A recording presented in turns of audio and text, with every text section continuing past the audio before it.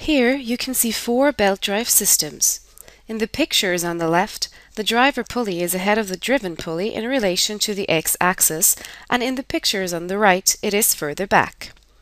At the top left and the bottom right, the pulleys turn clockwise. At the top right and the bottom left, they turn counterclockwise. First, we consider which part of the belt is under tension.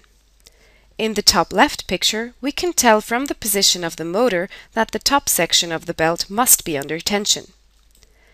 In the tensioned belt section, the momentum current goes in the opposite direction to the x-axis. Now, let's look at the picture at the bottom left. Here, the bottom section of the belt is tensioned, so the momentum current flows in the opposite direction to the x-axis as well. In both pictures, the velocity of the tensioned part of the belt is positive. Based on the arrangement of the system, we also know that the energy is transported in the opposite direction to the x-axis. Therefore, the energy flows in the same direction as a momentum current. This leads to the following conclusion. If the velocity of a tensioned belt section is positive, then the energy flows in the same direction as the momentum current. In the top right picture, the momentum in the tensioned section of the belt flows in the opposite direction to the x-axis and the velocity is negative. The energy is transported in the direction of the x-axis. Thus, we can say that here the energy flows in the opposite direction to the momentum current. In the fourth picture, the momentum current flows in the opposite direction to the x-axis in the bottom section of the belt. The energy is transported in positive direction, which means that the energy flows in the opposite direction to the momentum current. Here, the velocity of the belt section is also negative. This leads us to a second qualitative conclusion. If the velocity of a tensioned belt section is negative, then the energy flows in the opposite direction to the momentum current. Let's look at this situation again with a different belt drive system. The top section of the belt is under tension and moves right to left, which means in positive direction. Here, the momentum current also flows in the opposite direction to the x-axis in the belt section. Since the velocity of the belt is positive, the energy flows from left to right together with the momentum current. This is why it says driver on the left and driven on the right. However, velocity and momentum current not only determine the direction, but also the strength of the energy flow. The product of velocity and momentum current provides the strength of the energy flow in watts. In mechanics, as in all branches of systems physics, the strength of energy flow equals potential times flow strength of a quantity. Here, momentum stands for quantity and velocity stands for potential.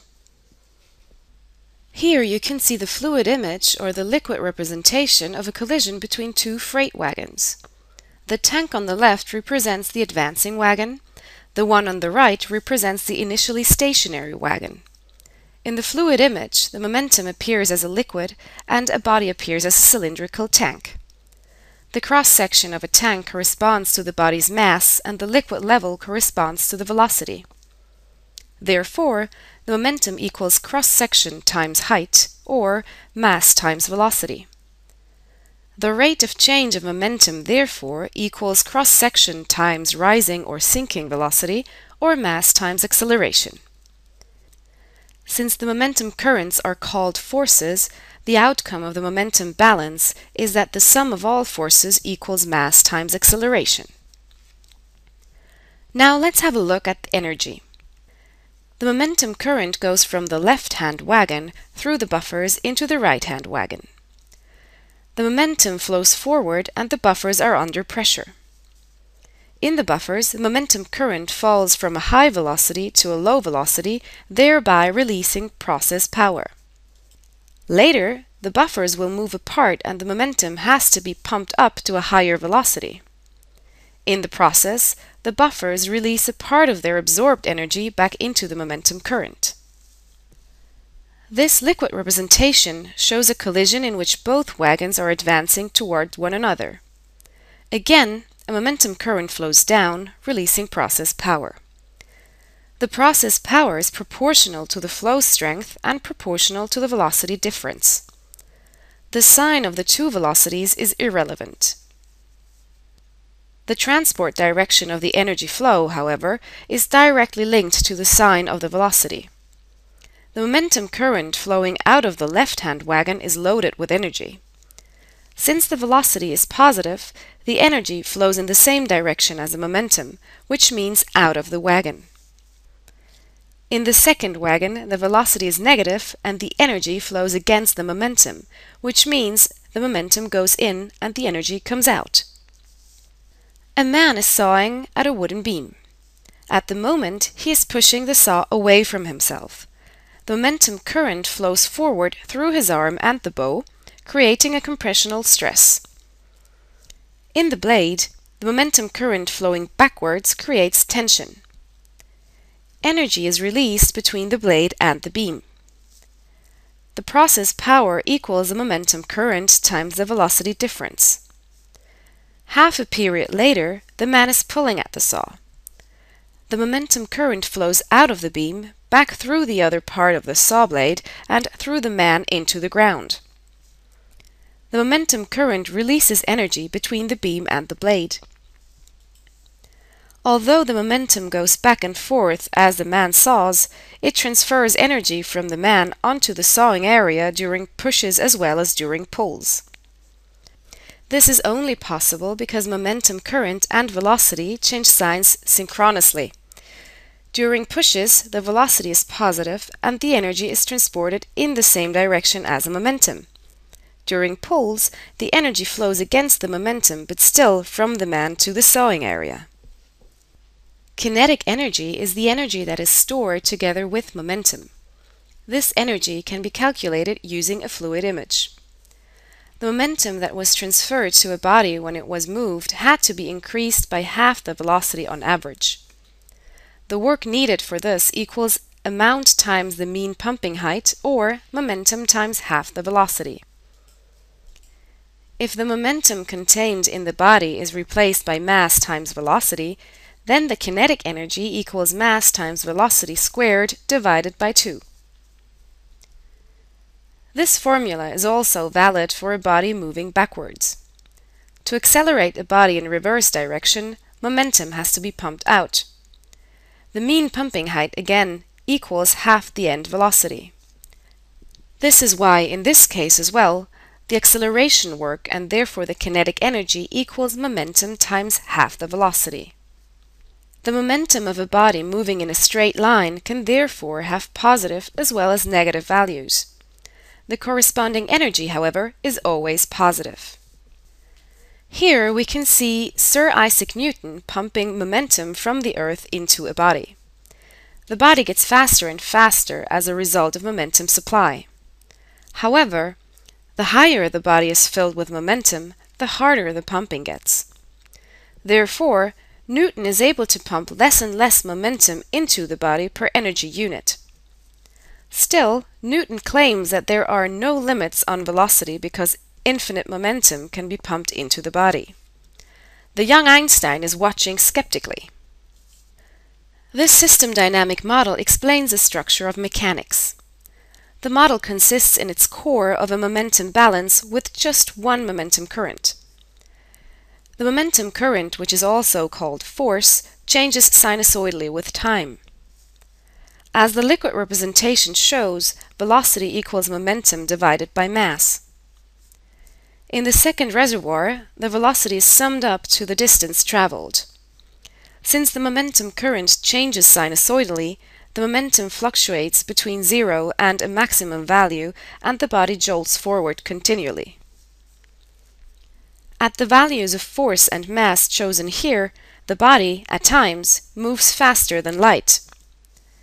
This faster-than-light velocity is no problem according to the laws formulated by Newton. The third reservoir represents kinetic energy, and the corresponding flow is the power of the force. The power of the force of the energy flow corresponding to the momentum current equals force times velocity. The energy balance has no influence on the rest of the model. Momentum balance, kinematics, and energy balance constitute the three levels of a mechanical model. This structure can be shown very nicely with system dynamics.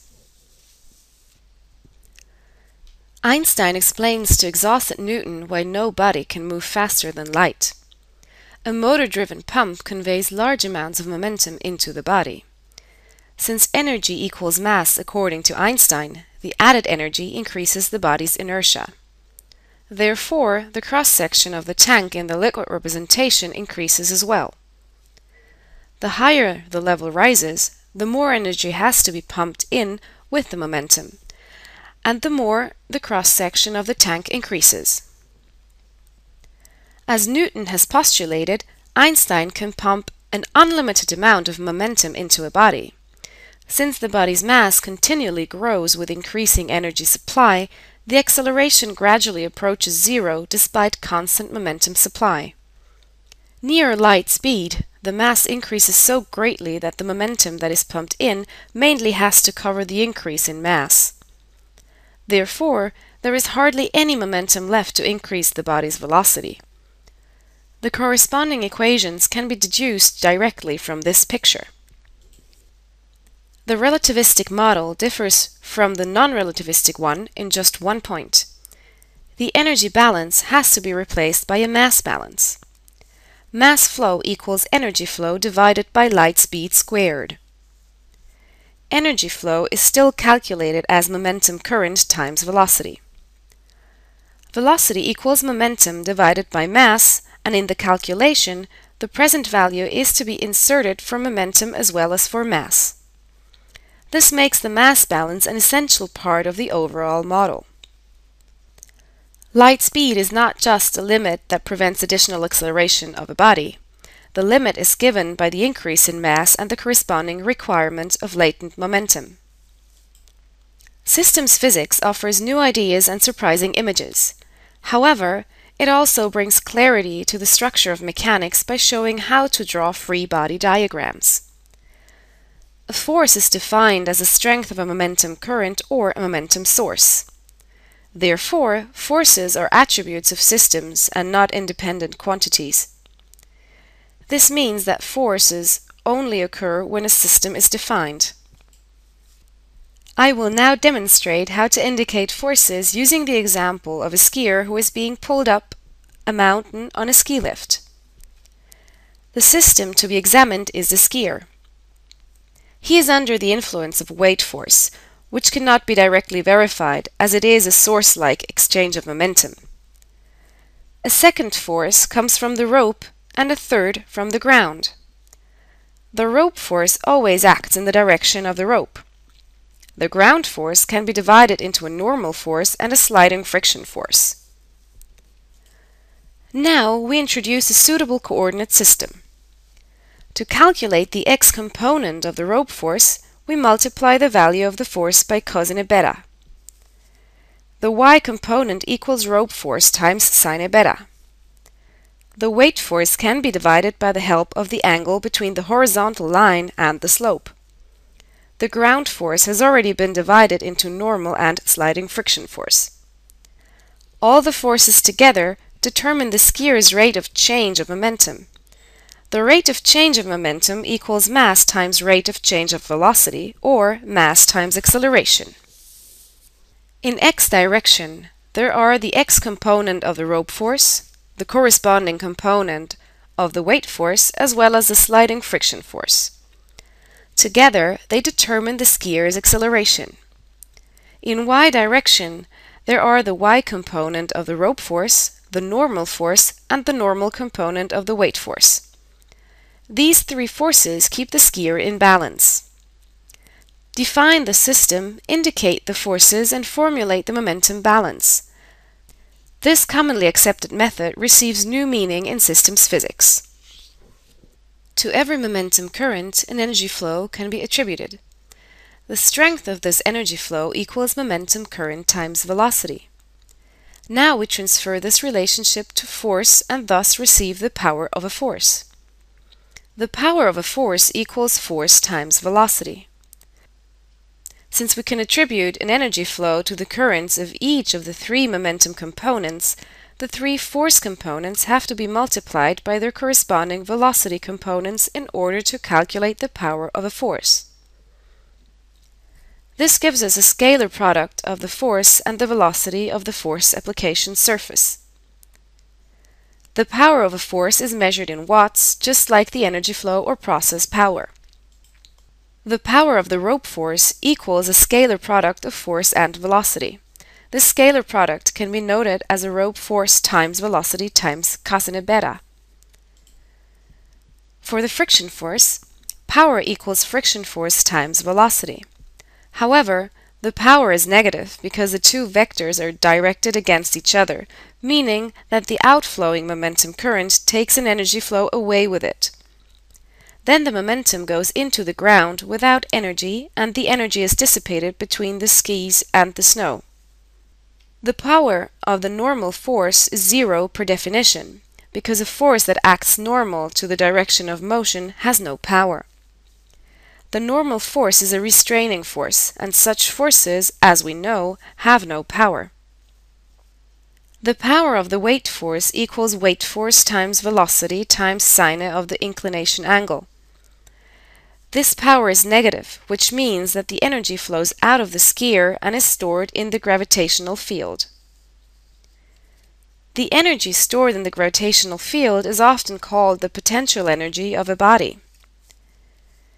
The power of the weight force therefore describes the energy flow between kinetic energy and potential energy.